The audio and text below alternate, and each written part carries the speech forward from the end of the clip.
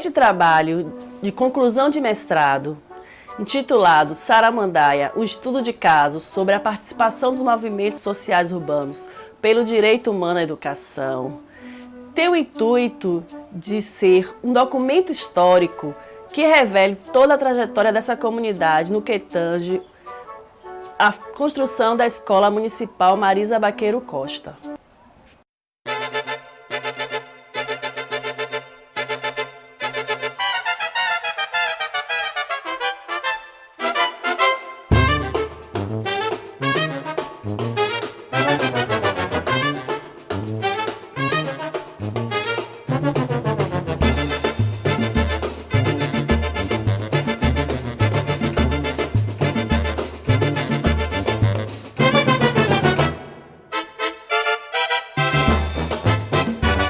Na época, quando vim para Saramandaia, na época, tinha uma invasão, existia uma invasão, eu morava em Cosmo de Farias de aluguel.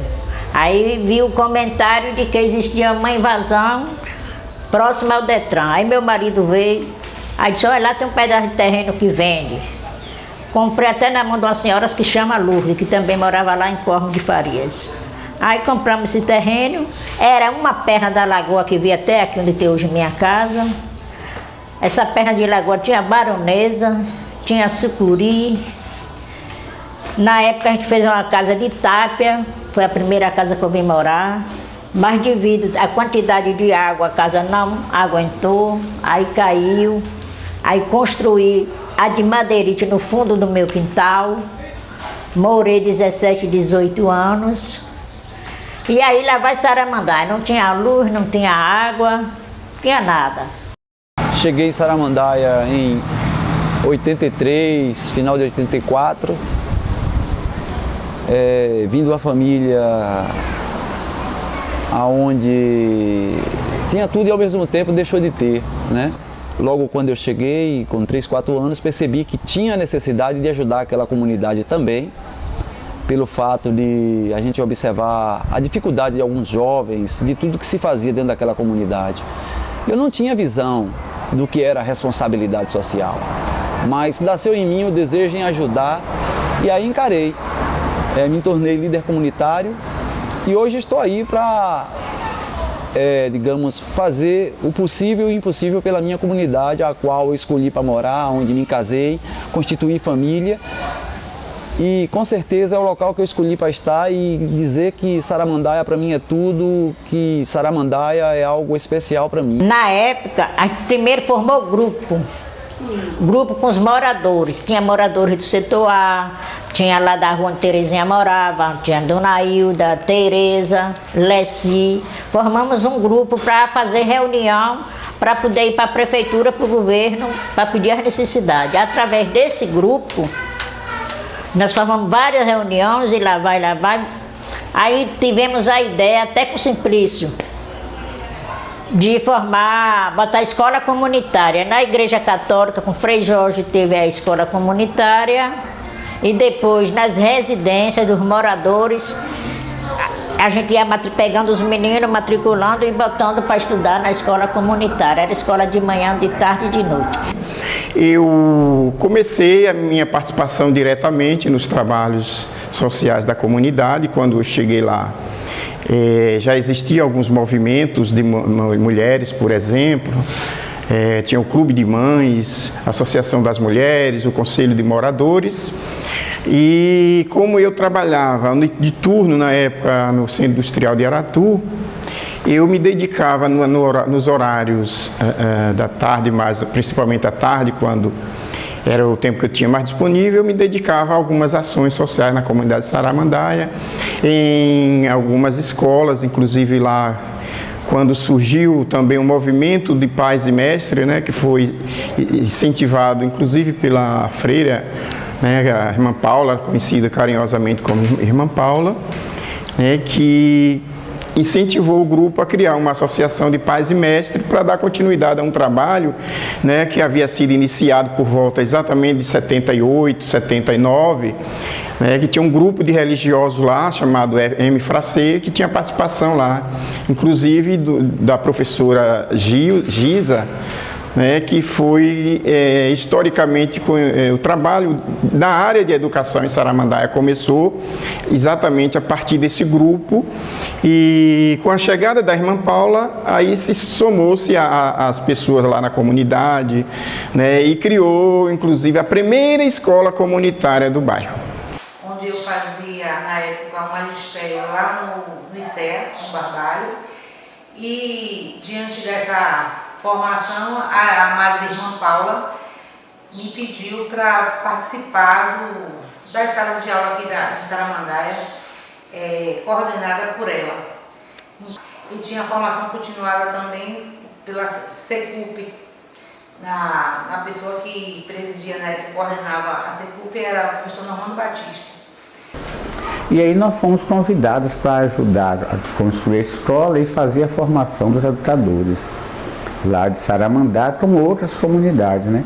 Então nós íamos a cada 30 a 45 dias, passamos 2 dias, um sábado e um domingo, com os educadores, fazendo formação, discutimos a realidade, orientávamos o trabalho e retornávamos depois para acompanhar, por como estava sendo o desdobramento, quais eram as dificuldades e trabalhar em cima disso, das dificuldades de como estava se desenvolvendo o projeto, o trabalho pedagógico, o trabalho educativo nessas comunidades. Então foi isso que nós fizemos em Saramandaia. Tivemos depois várias pessoas, Saramandaia, outras comunidades, resolverem se dedicar à educação, estudarem, fazerem pedagogia, entrarem na universidade, por conta dessa formação. E nós sempre trabalhamos a visão paulo-freireana de que não se pode ser só ativismo, prática. Vamos dizer, prática pura, sem teoria, é ativismo, que não leva a nada, é inconsequente. Do mesmo jeito que teoria sem prática, teorismo também não muda nada, não resolve nada. Então, sempre nessa ideia de trabalhar, casar prática, teoria, prática. Aí na época também nós marcamos uma audiência com Afonso Barbudo para pedir a escola, que era essa escola que tinha aí. Aí foi de manhã, deu meio-dia, deu tudo, nada de Afonso Barbudo, não saía do gabinete e não atendia a gente. E aí a gente com sede, com fome, a gente foi comprar um pão, comeu ali no gabinete mesmo, água, esses negócios pedia. E nada de Afonso sair, que a gente sabia que ele estava no gabinete. A funcionária dizia, ele não tá, ele não veio hoje não. Ele veio, a gente viu. A gente só vai sair daqui quando ele sair do gabinete. Se ele não sair, ninguém sai. Aí teve uma hora que ele passou, foi pro sanitário, ele já não aguentava mais, nada da gente ir embora. Aí quando ele saiu do sanitário, a gente aí arrodeou. Ele aí levou a gente pro gabinete, atendeu. Entregamos a relação da quantidade de alunos que a gente tinha matriculado na escola comunitária. Que era quanto? 570 alunos na escola comunitária. E aí, através daí, foi que ele telefonou para o prefeito Manuel Castro, aí Manuel Castro respondeu a ele para mandar a gente procurar um terreno aqui para ver onde é que tinha para construir a escola. Então, foi um trabalho assim desenvolvido pioneiro na Marisa Baqueiro, com a educação de jovens e adultos, um lugar mais apropriado, com quadro, com todos os recursos que um professor e os alunos precisam, cadeira para se acomodar, a sala de aula, professor, mas a remuneração não era pelo município, mas sim como trabalho voluntariado. E a escola São Francisco de Assis foi ampliada, a educação infantil ampliou suas ofertas e a Marisa Baqueiro prosseguiu na oferta do ensino fundamental. Eu lembro que foi uma grande conquista aqui para Saramandaia, os pais e as mães ficaram alegres. Só essas 4 salas aqui da Marisa Baqueiro não atendia nem atende a demanda do bairro. Mas dentro das nossas limitações e possibilidades, a gente conseguia fazer um bom trabalho.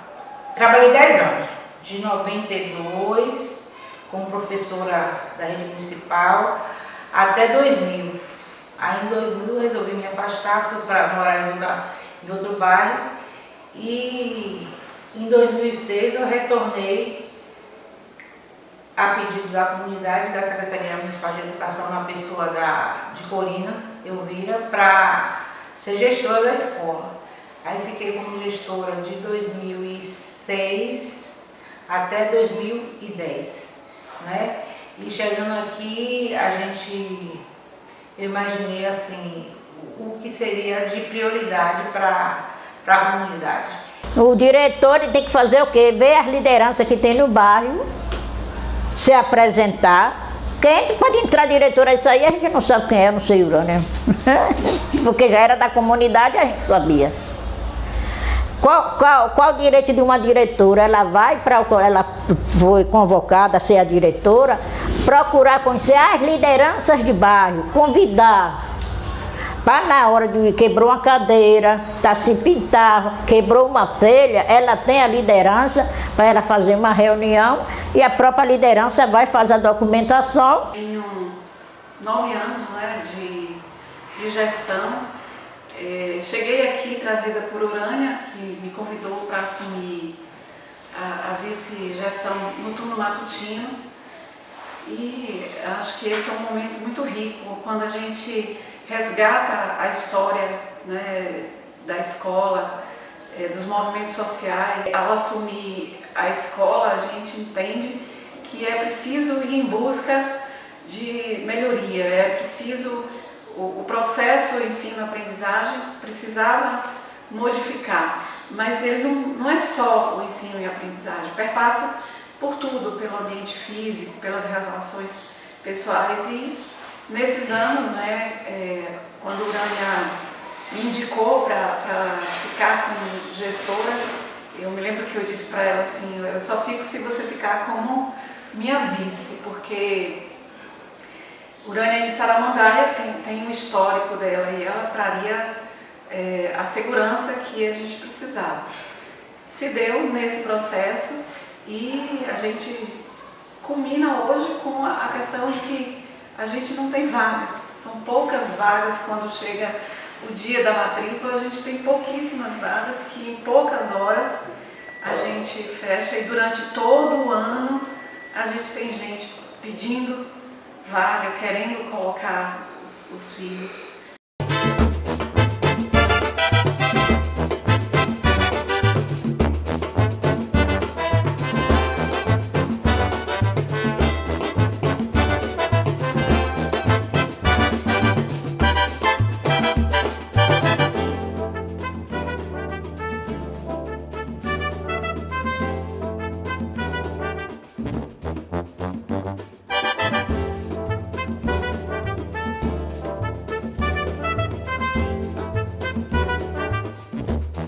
Sou professora da Universidade Federal da Bahia, curso de Arquitetura e Urbanismo, sou arquiteta e urbanista e integrante do grupo de pesquisa Lugar Comum, que desenvolveu planos de bairro de Saramandaia, e também compus a equipe que desenvolveu o projeto da Praça de Saramandaia, coordenada pela professora diretora da faculdade, Naya Alban.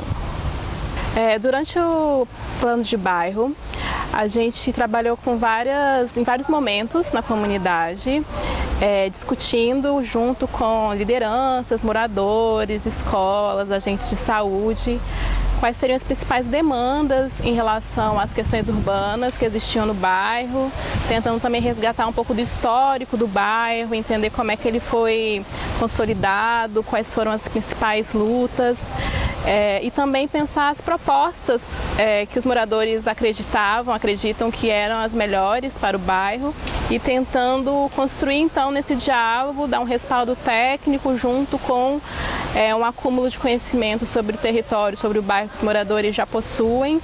Então a gente fez várias atividades, vários encontros, reuniões, discussões, apresentações, tanto em associações, em escolas comunitárias, escolas municipais, para a gente poder conseguir colher o máximo possível de opiniões, relatos e incorporar o projeto do plano e da praça.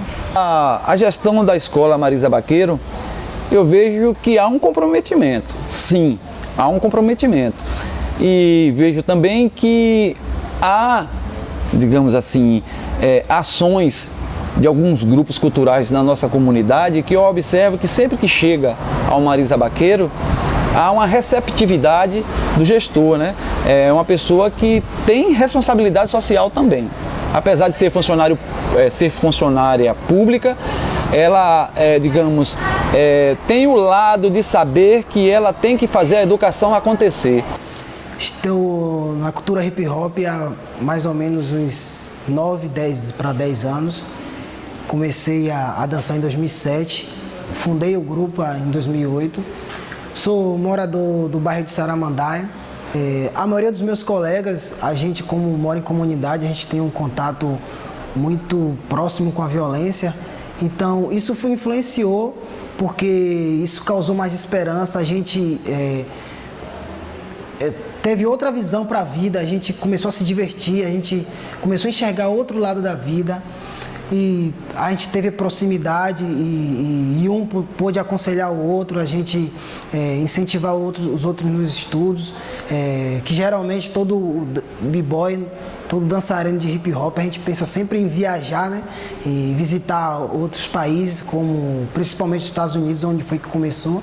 E a gente sabe que o estudo é fundamental para a gente ir para outro país, para a gente poder estar em altos campeonatos famosos. A gente teria que estudar, teria que ter um conhecimento mais elevado do que a gente estava fazendo e também do fundamental, que é o estudo na escola. Eu busquei modificar essa realidade de Saramandaia com um projeto chamado Retalhos, a Memória Viva de Saramandaia, que é um documentário sobre o bairro, sobre as novas possibilidades de vida, as novas perspectivas de vida que o bairro tem, além daquela já vista pela mídia, né, a violência. Então assim, nosso filme foi para quebrar toda essa barreira. Em momento nenhum a gente fala da violência, né? A gente fala só das coisas boas, do teatro, da arte, da música, dos movimentos sociais, do movimento de mulheres, né, que é muito forte no bairro. Assim, Retalhos, ele conta a história do bairro em 3 perspectivas, em 3 olhares, de uma criança, de um adulto, né, um jovem e de um idoso. E retratar o bairro de Saramandaia para o cinema, né, levar o bairro de Saramandaia para a 7ª arte, possibilita uma transformação social para a juventude, né, porque é um filme feito por jovens do bairro de Saramandaia, né, que modifica toda essa realidade e contribui, acima de tudo, para o protagonismo juvenil. Porque eu acho que a escola tem um papel muito importante nesse processo, tanto porque tem as demandas que os próprios alunos trazem, é um espaço onde os pais também circulam e é um espaço onde os professores e profissionais que trabalham na escola têm uma vivência do que é o cotidiano daquela comunidade e também é um lugar onde as informações também circulam, né? A educação ela tem que ser mais valorizada, né, acima de tudo, por todos. Eu fui estudante de escola pública também, e assim, quando eu fiz meu ensino médio, eu era aluno de uma escola que ainda estava no século XIX, com professores do século XX e alunos do século XXI. Então assim, tem essa ainda, acontece ainda, né, que existe isso ainda nas escolas. Então assim, temos que perceber que a escola precisa ser renovada. A escola tem que ser renovada com arte, com cultura, né? A gente tem que falar da nossa história, a gente tem que falar da história de Salvador, como é que Salvador foi criada, né? Como é que Saramandaia foi criada. Eu acho que hoje é fundamental o colégio trazer isso próximo para o aluno, porque isso é próximo para ele dentro da comunidade. A gente é muito próximo da música na comunidade, então as crianças desde cedo já querem dançar, já querem cantar, já querem ser jogador de futebol. Eu acho que o colégio tem que trazer isso próximo, para dentro do colégio, para que as crianças se sintam à vontade, se sintam confortáveis no colégio e possam desenvolver um talento. Da Saramandaia que é hoje para a Saramandaia daquele momento, né? E assim, a gente abre a porta, a gente tem uma parceria forte com o Arte Consciente, que é um projeto que trabalha com as crianças que são nossos alunos e são no contraturno, alunos de lá que tem aulas de circo, de boxe, de capoeira. E por alguns anos, 3 anos, 2011, 2012, 2013, até 2014, eles vinham para a escola. Então as crianças tinham aula de circo, de várias artes para o desenvolvimento delas mesmas, né? Então assim, esse movimento que se processa em Saramandaia, que existem vários setores, a Fundação Cidade Mãe, onde os nossos alunos, muitas vezes a gente chama a mãe, conversa e a mãe vai lá e matricula, porque atende, a Fundação Cidade Mãe atende os nossos alunos e a gente atende os alunos da Fundação. Então, esse processo deles estarem nas escolas comunitárias fazendo reforço, então tudo isso contribui para que eles pertençam à escola e façam um processo mais firme e de aprendizagem, do exercício da cidadania, de saber que eles pertencem à Saramandaia, pertencem à Marisa Baqueiro, à Fundação Cidade Mãe, ao Arte Consciente e a todos os outros projetos. Gerações mais novas sabem muito pouco sobre como é que foi o processo de ocupação ali, como é que foi começar a construir uma casa numa área de fazenda, numa área que era mato, numa área que não tinha nada, não tinha rua, não tinha infraestrutura nenhuma. Então, ao mesmo tempo, ir resgatando também essas histórias ajudou que muitos moradores antigos participassem das discussões, houve uma troca geracional, eu acho, de conhecimento entre pessoas que participaram em momentos anteriores, que já não participam mais. E durante todo esse processo, diante das lutas que Saramandaia foi encontrando no caminho, por exemplo, a Linha Viva, que é um projeto que ainda está ameaçando de se realizar e se realizar, ele vai remover várias casas, várias moradias de moradores, né, do bairro, e durante esse processo todo de resgate histórico foi muito importante para que as pessoas se apropriassem das histórias de luta e conseguissem, inclusive, se contrapor, construir argumentos, entender que é um direito, que eles já ocupam lá um determinado tempo, que morar é um direito e que ainda que os projetos possam vir para removê-los, eles não podem ser expulsos de qualquer forma. Então a gente acha que essa discussão toda sobre a história, sobre o bairro, sobre quais são as demandas, quais foram as lutas e conquistas, ajudaram no processo de dar embasamento para os moradores para que eles pudessem construir as suas lutas, né, e decidir quais estratégias adotar e como é que eles vão enfrentar os problemas que ainda estão colocados. Acredito que o bairro de Saramandaia ela tem uma possibilidade, né, de ser melhor daqui para frente, porque tem pessoas que constroem, né, uma nova realidade do bairro, um novo futuro. Temos crianças que fazem circo, temos pessoas que fazem dança, grupos artísticos, e assim, a gente não tem, né, hoje ainda, a gente não tem uma possibilidade, um espaço de atuação melhor para a gente poder ter, né, reuniões, para a gente poder dialogar com esses grupos e fortalecer o movimento cultural, o movimento, acima de tudo, o movimento juvenil. Joel Rufino, um grande intelectual negro, militante negro, ele diz assim: quem não sabe de si, quem não conhece de si, quem não conhece sua história, jamais será cidadão, jamais será cidadania.